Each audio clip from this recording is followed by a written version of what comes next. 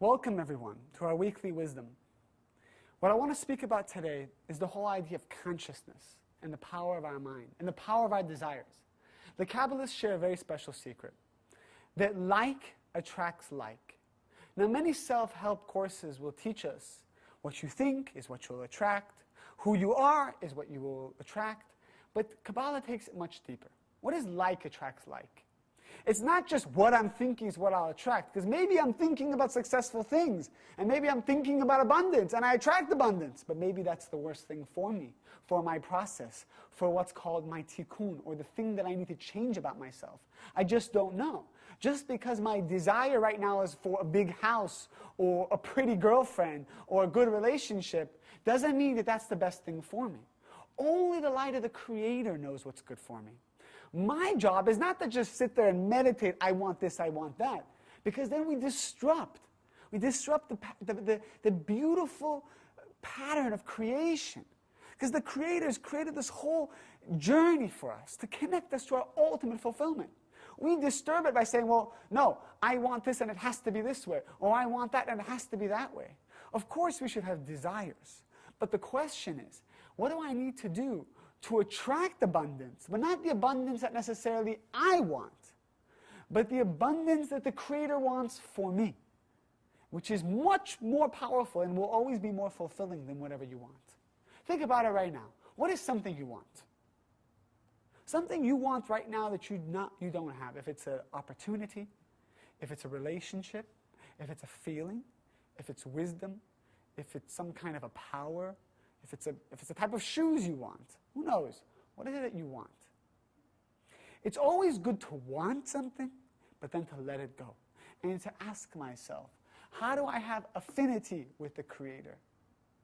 Now, Kabbalah teaches us many, many different concepts about how to have affinity with the Creator. But here's one, consciousness. Consciousness isn't just visualize a big house because I want a big house. Consciousness needs to be more general. What is the consciousness of the light? Here's one. The light is always increasing, never decreasing. That's the light. Like the sunlight. The sunlight shines, and it's always shining. Even when the sun is setting, the sun is still shining somewhere else. It's never stopping shining. So, how do we connect to the consciousness of the light of increase all the time? And that's when everything that happens to me, I need to say, I agree with it. I agree with it. And it's actually adding to my life. What do you mean? I just lost $500. I just lost $10,000. I just lost $2 million. I decreased. No. Even though the illusion is that I decreased in money, the Kabbalists say, if I can have the consciousness, and it's not easy, but if I can have the consciousness that, wait a minute, stop 1 second. The Creator has a master plan, and the Creator is trying to take me somewhere. I don't know where it is, and it's painful. Yes, it's painful, but I'm going to agree, and I'm going to get excited, even though it's fake. I'm going to get excited that I'm actually increasing. What do you mean increasing? The charts show you lost money. Yes, but somehow I'm going to say it's an increase.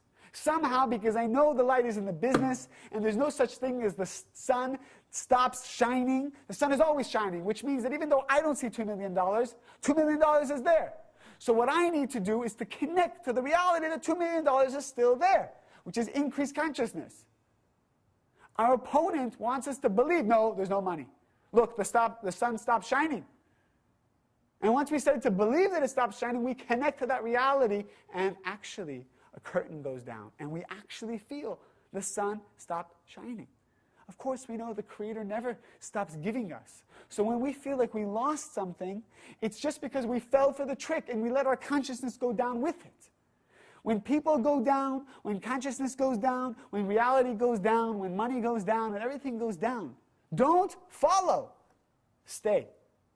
Stay in the consciousness of increase. Don't only stay, increase. Go up.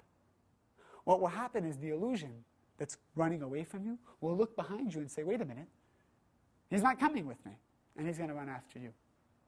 And not only that, but people will run after you. People want to be around the light. People want to be around heroes. People want to be around successful-minded people. Success isn't just how much money you make. It's your consciousness.